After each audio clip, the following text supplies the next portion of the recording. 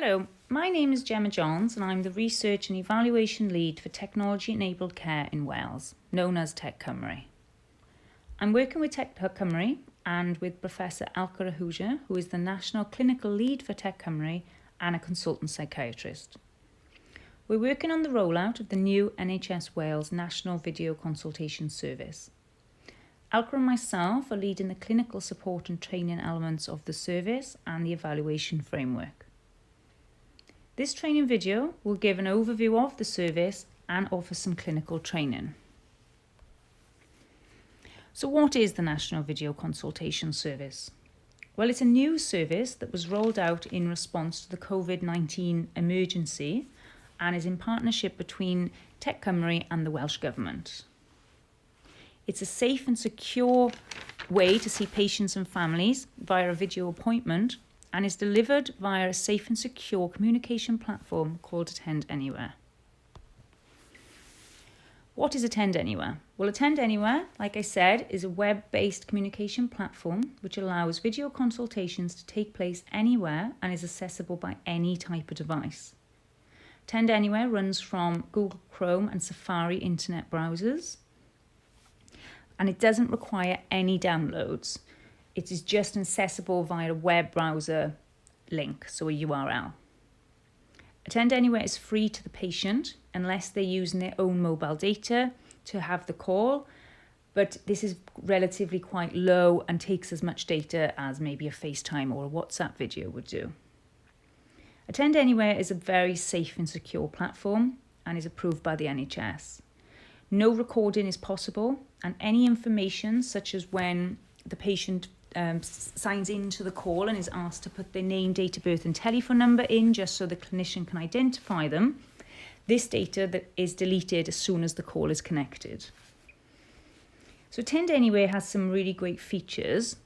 For example, it has an automatic test which tests the video and audio features of the device.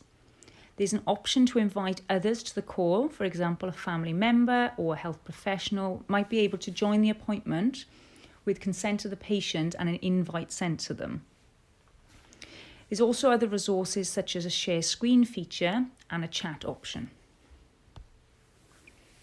Video consultations offer a wide range of benefits, particularly for the patients. For example, it can improve accessibility and improve patient choice for healthcare. It can allow certain population groups better access to care, for example, for vulnerable or the elderly within a care home.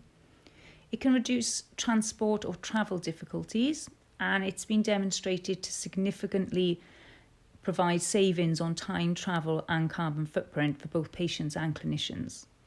It can reduce having to take time off work or school or other types of responsibilities when having to attend healthcare appointments. And it can reduce other types of harms or risks, such as adding additional pressure to physical or mental health, which may come with having to leave the house or excessive travel to a typical in-person appointment.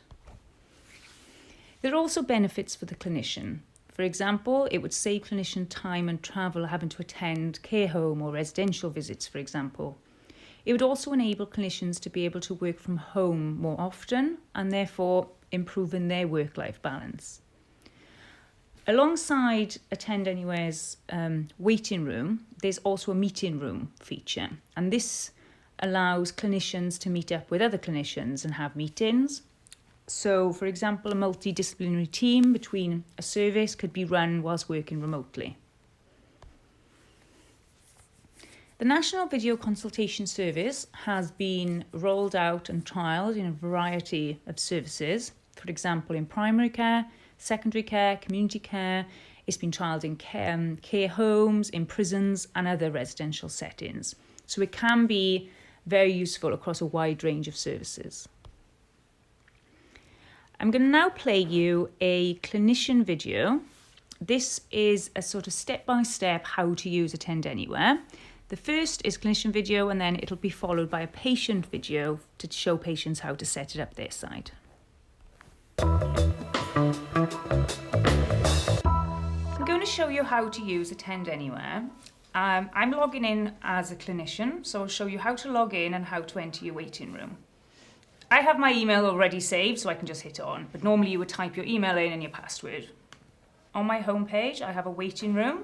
This waiting room is open for patients. So, for example, a GP would send a link to their patient, and this would allow their patient to have a slot within the waiting room. You could send it as a text message, you could send it as an email, or you could read it out over the phone if they were having difficulties, or even you could send it out as a letter. The link would be a URL link, so if they were to receive it by text or email, they would just tap onto the link, or if they were to read out over the phone or via letter, they would need to type that into their browser bar. So once the patient has signed themselves into the waiting room, they would then come up into your waiting room here. So you've got the waiting and how many minutes and however many are being seen. So a number then would pop up into the waiting. So if somebody's waiting, it would come up as 1 and so on. Some practices also have a meeting room. So this meeting room isn't for patients, it's just for other members of staff. You could have multidisciplinary team meetings, or somebody who's working from home, they could link into a group meeting that's happening within a practice. Say you would arrange a multidisciplinary team meeting, you would enter the meeting room and other people would do the same off their devices. If there was somebody who didn't have the meeting room link and you needed to invite somebody in from a different team, you could send them this copy link here and you would copy it and then you could send it over to them via email or via text. Up here in the question mark, you tap in and there's a list of helpful resources from technical guides to posters, and they give a nice simple step-by-step guides how to attend a meeting, how to call screen, how to troubleshoot, how to begin a consultation. So you could print these off and put them around your practice. There's also here a resource centre, which is the main headquarters resource centre, which could help you with any more difficulties or technical problems you may have. So as you can see, I now have a patient waiting in the waiting room. So to join them, I would right-click and their caller identification would come up, so it would be their name and their telephone number. Right-click, join call, and I would connect their call. However, if I was running late, I could give them a quick notification and I could type something, I'm running 10 minutes late, I'll be with you soon. Here are some of the functions you can have whilst on the screen to the patient. You have here an invite button. This will allow you to invite somebody else to the call with the permission of the patient. This could be another member of a family or another health practitioner. We also have a chat button. If there was any hearing problems, we could type something to the patient. If you have any problems during the call, such as there's any buffering or any sound problems, there's a refresh button at the top of the right-hand corner. So if you press that and give it a second or two to reboot, the screen should come back to normal. At the end of the call, you hit the red button in the right-hand corner. That will give you an option to return to call, leave the call just yourself, and then you would leave the other people in the call if there was more than one person, or end the call for everybody.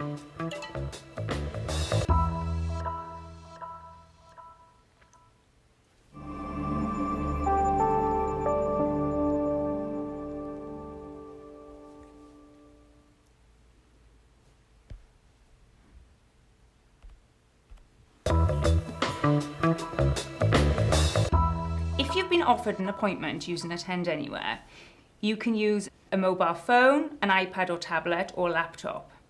You will be sent a link and you would need to either tap on this link if it was sent via an email or text, or you would just need to put it into your browser bar. This is the first page it will come up as, so you would need to start video call. Put in your details, which would be your first name, last name, date of birth and telephone number.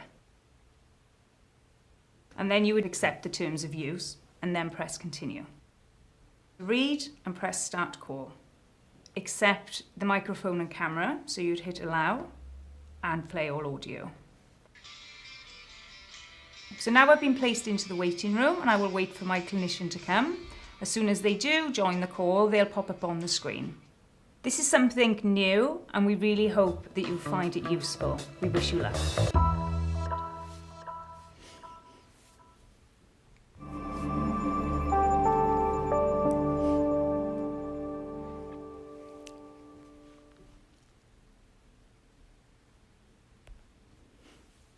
So as you've just seen in both the clinician and patient videos, it's quite a simple setup. Here is a quick description of the patient side. As you've just seen, the patient will be sent a leaflet and link they would start the video call, and then they would have to put in their name, date of birth and telephone number just so the clinician can identify them. They would be then placed into the waiting area for their clinician to pick them up. And then here is the clinician's side. They would put in their email and password, go to their waiting room, see their patients waiting and pick them up and start the consultation. The National Video Consultation Service has been developing toolkits specific to different types of services. This is the diagram. Here's a picture of the secondary and hospital care toolkit. And on the Tech Cymru website, there's a variety of different types of toolkits. These toolkits offer some support and advice on technical and clinical setup. It gives information governance and GMC guidance. It gives a patient user guide and a clinician user guide, similar set out as the videos I've just shown. There is also troubleshooting guides, frequently asked questions, and posters in there for your service to use. Here is a visual of an example workflow. So, for example, in step 1, the service who is hoping to use video consultation would first need to define and agree to a clinical criteria and suitability for the use of video consultations within their service. They would then need to develop a template of triage and suitability for video consultations. Once this is done, the service would then need to identify how video consultation appointments would be booked and documented into their existing systems. They would also need to identify how video consultation links and information would be sent to the patient. For example, different services use different methods of sending these links out. For example, some services use SMS text or email, some send out letters with the links, or they could be read out verbally over the phone. So this would need to just depend on the type of service that you have. Then your service would then need to update clinical templates and coding for the use of video consultations within the service. It's also very important to draw up contingency plans, for example, so what your service would do if something was to go wrong, whether this be technically or clinically. Your service would also need to identify how video consultations would be set up. So they would need, for example, be in a private and well-lit room and so on. And then finally, your service would need to put into an arrangement of what would happen if your patient was to need a prescription, for example. If they were having a remote appointment because they couldn't leave their home, yet had to still leave to pick up a prescription, it wouldn't make a whole lot of sense. So arrangements like that would need to be put into place. So here's another visual of a primary care video consultation process example. So for example, if it was to be used in a GP practice, for example, the patient would contact their GP practice to request an appointment to the receptionist. So then the receptionist or the practice staff would then need to identify that patient's level of suitability, and then if they were appropriate, they would offer them a video consultation. If the patient then was to accept the appointment, they would be sent an information leaflet and a link then for a scheduled time for their video consultation appointment. Then, at the time of the appointment, the patient would press the URL link if it was to be sent via a text or an email, or would type it into the internet browser if it was sent via a letter or read out verbally. Then the patient would be placed into a waiting room and they would wait until their clinician arrived. The clinician then would log into their Attend Anywhere account, would see their patient waiting and would join the call. The consultation then would take place as it would in a typical in-person appointment, and exact same way would happen. For example, if the service usually takes handwritten notes, that would to happen in the same way. Then at the end of each video consultation, a pop-up would appear on both clinician and patient side for a short survey of requesting sort of satisfaction. So we would ask, to rate us a star rating of how it went and provide us with any other information of how well it went or if not. So then we can learn to improve the service as it goes on. This is a very important part of the video consultation, and we highly request you to ensure that yourselves and patients fill in this evaluation. Here is a visual example then of a secondary care process, very similar to the primary but slightly different in step 1 and 2, whereas in secondary care usually the clinician would need to ring the patient themselves to offer them appointment. However, the next steps then are very similar.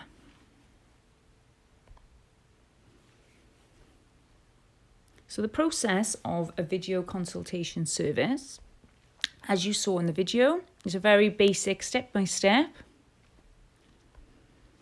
So the clinician would log in to their Attend Anywhere account. They would see somebody waiting in the waiting room. They would then join the call. There are a range of other features on Attend Anywhere. For example, if a GP, for example, was needed to access patient notes, they had double screen, they could do a video consultation on one screen and they could check notes on another.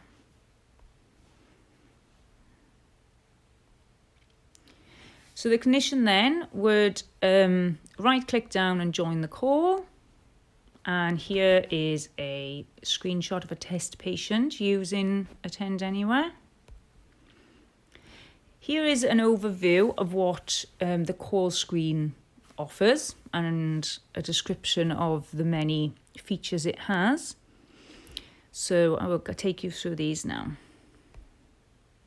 So at the bottom of the screen, there's a range of different features that clinician can access. So there's a chat feature, which can be used to type messages to the patient, and the patient can type messages to the clinician.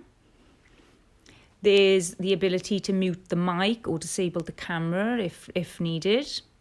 There's also a share screen option, which you can share information leaflets, pictures, diagrams, and other useful information. And there's also then an invite feature, and this is you can invite other people into the call. So here's a screenshot of the sharing of the screen. So you would select on your screen and share, and then it would appear onto the patient's side. And then here is a screenshot of the invite. So as you see in option 1, you'd either put in an email or you could put in a telephone number and it would be sent as a text message. At the right-hand corner of the screen, there's a green and a red button. I really want to emphasize the importance of the refresh button.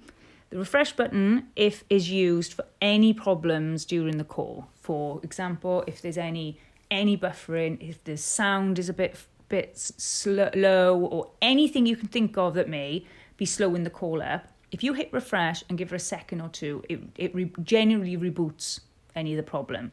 I would say 99% of the time it fixes most problems. So we really want to emphasize any problems and tell the patient the same. Any problems, press refresh, and it does generally fix most problems. And then the button next to it is the end button, and this would be used then to end the call. And then there's the choice then to disconnect everyone from the call, or if you'd already invited somebody in and you wanted to allow those two to continue chatting, you could just disconnect yourself. The final part of this video, I just want to mention the importance of evaluation. The evaluation is supported by the Health Foundation, and the video consultation service is capturing a lot of live data, and they want to gather this evidence to really just sort of assess the impact VC is having across Wales, and to allow, and influence the future delivery of healthcare across Wales.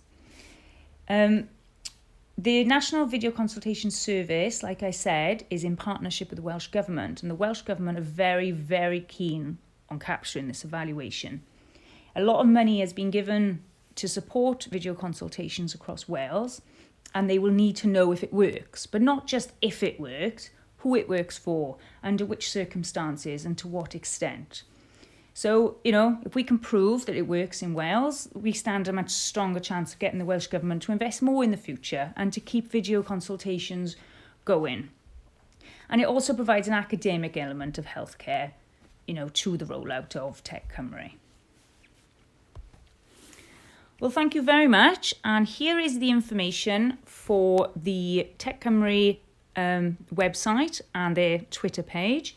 On here, you can find the videos that I've just shown you in this video, any information, all of the toolkits, any technical and clinical support. So please do visit the website and you can find everything I've just mentioned. Thank you very much. Bye.